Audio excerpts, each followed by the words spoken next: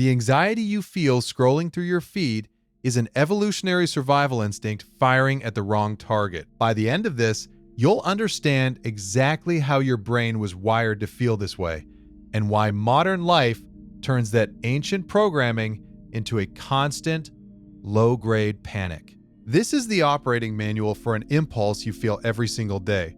And that impulse is quietly hijacking your decision-making, draining your energy, and selling you a version of life that can't exist. To understand the panic of modern connection, we have to go back to a time of profound disconnection. Picture a small band of early humans, maybe 150 of them, on the African savanna. For them, information was the line between a full stomach and an empty one. It was the line between safety and a predator's jaws. Information was survival, and the only place to get that information was from the group. The question, "What is everyone else doing?" was the most important question you could ask. Knowing who was hunting, who was gathering, who had found a new source of water, that was your entire life support system. Being left out of that information loop had immediate physical consequences. Exclusion from the group was a death sentence. Being ostracized meant losing access to shared food, collective defense, and crucial knowledge. Your brain evolved to treat this threat with extreme seriousness. Researchers using fMRI scans have shown that the experience of social rejection activates the very same brain regions that process physical pain.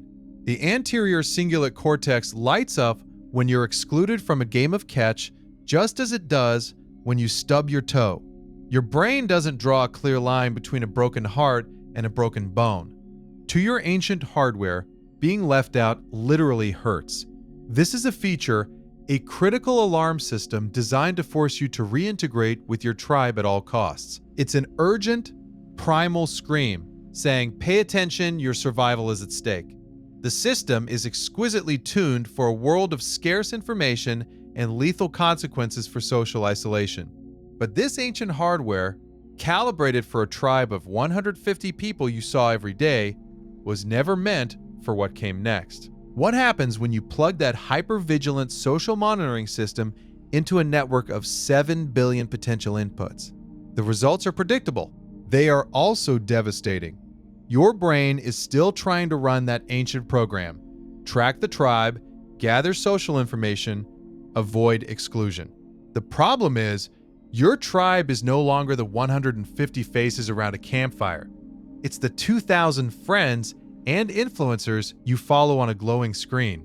It's a constant torrential downpour of social data that you are neurologically compelled to monitor. You're trying to drink from a fire hose. The brain sees thousands of people on vacation, getting promotions, attending parties, and having incredible experiences. It processes each of these data points the same way it would have processed seeing a rival hunter bring back a larger kill, a threat, a status drop, a signal that you are falling behind. Worse, you're comparing your complete, messy, unfiltered reality with the carefully curated highlight reels of thousands of others. You see their summit photos, their engagement announcements, their polished final products. You compare all of that to your own mundane Tuesday morning, your messy kitchen, your feelings of doubt. It's a comparison game rigged from the start. It's like entering a race where you're forced to watch everyone else's finish line photo while you're still stuck at the starting block, trying to tie your shoes. This infinite stream of curated perfection creates an illusion of optionality. It presents a boundless menu of lives you could be living, places you could be, people you could be with. And with every scroll, your brain registers your current reality as a choice. A choice that is, statistically speaking, almost certainly suboptimal compared to the thousands of other options flashing before your eyes. The brain registers this constant stream of seemingly better options as a series of small social failures. It feels like you're constantly choosing wrong, missing out on the best possible experience. But the real damage goes deeper than just a persistent feeling of inadequacy. It physically changes how you see and interact with your own world. It triggers a neurological downgrade. The constant alerts, notifications, and updates create a state of what psychologists call continuous partial attention. You are never fully present wherever you are, because a significant portion of your cognitive resources are always reserved for monitoring the digital elsewhere. You're at dinner with a friend, but your brain is partially listening for the buzz of your phone. You're reading a book, but you're also wondering what's happening in your group chat. You're living your life through a mental filter, perpetually distracted. This state makes deep focus almost impossible, but it also cripples your ability to make decisions. It's a phenomenon known as decision paralysis. Faced with 100 restaurants on a delivery app, each with hundreds of reviews, the act of choosing dinner becomes a source of anxiety.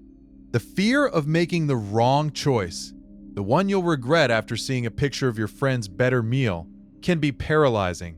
The brain gets overwhelmed by the cost-benefit analysis of infinite options.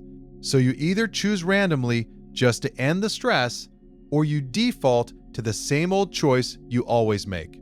The promise of infinite choice delivers the reality of crippling indecision. The constant scanning and comparing doesn't just make you anxious and indecisive, it erodes something much more fundamental, something you think of as solid and unchanging: your own memory. Your brain's ability to create a long-term memory depends on one critical ingredient: attention. When you're in a state of continuous partial attention, your experiences become thin and watery. They lack the cognitive richness required for them to be encoded, to move from short-term awareness to long-term storage. You go to a concert, but you spend half the time trying to capture the perfect video. You travel to a beautiful place, but you see it primarily through the lens of your phone, preoccupied with how the pictures will look on your feed. You were physically present, but you were mentally absent. As a result, the memory doesn't stick. The experience slips through your fingers. Scientific studies have confirmed this with something called the photo-taking impairment effect. In experiments, participants were led on a museum tour. They were asked to photograph some objects and simply observe others. Later, when tested, they consistently remembered fewer details about the objects they photographed. The act of taking the photo outsourced the cognitive work of remembering. The brain, knowing a record exists externally, doesn't bother to create a strong one internally. You end up with a camera roll filled with thousands of photos of a life you technically lived but cannot fully recall. Your past is reduced to a searchable archive of thumbnails, a visual record that lacks the emotional depth of true memory. The digital evidence of your life replaces the felt experience of it. This creates a brutal paradox. We are so terrified of missing out on future experiences that we document our present ones obsessively. This very act of documentation prevents us from forming rich memories of the present, leaving us feeling empty and disconnected. This feeling, in turn, fuels our desire to seek out the next experience, the next hit of validation, hoping this time it will feel real. It's a self-perpetuating cycle of distraction and dissatisfaction.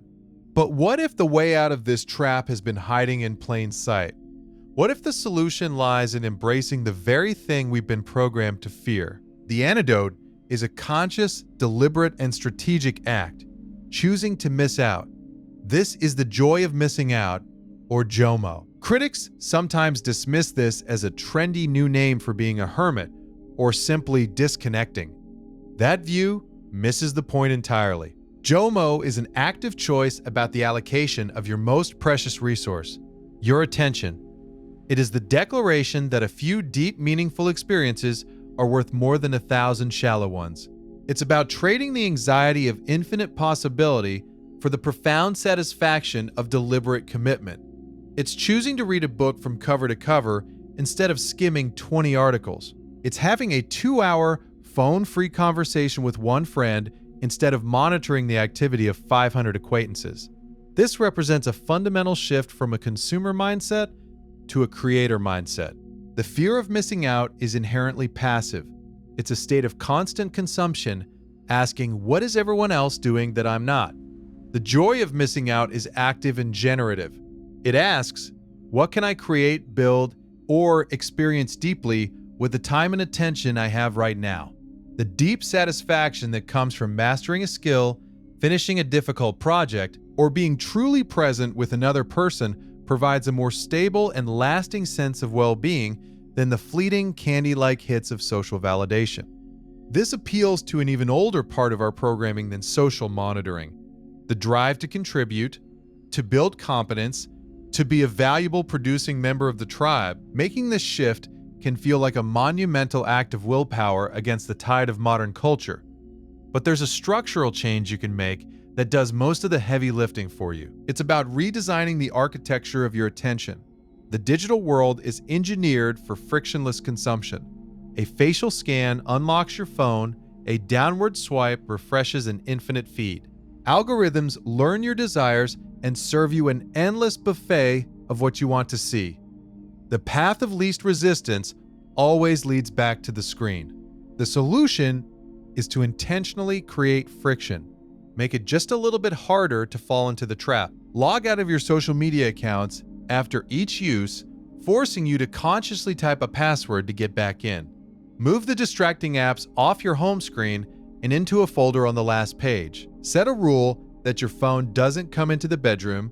Designate specific limited times to check your feeds, transforming it from a default state into a scheduled task. Each of these small points of friction creates a tiny space, a gap between the impulse to check and the action of checking. In that space, you have a chance to ask a simple question: what is my intention right now?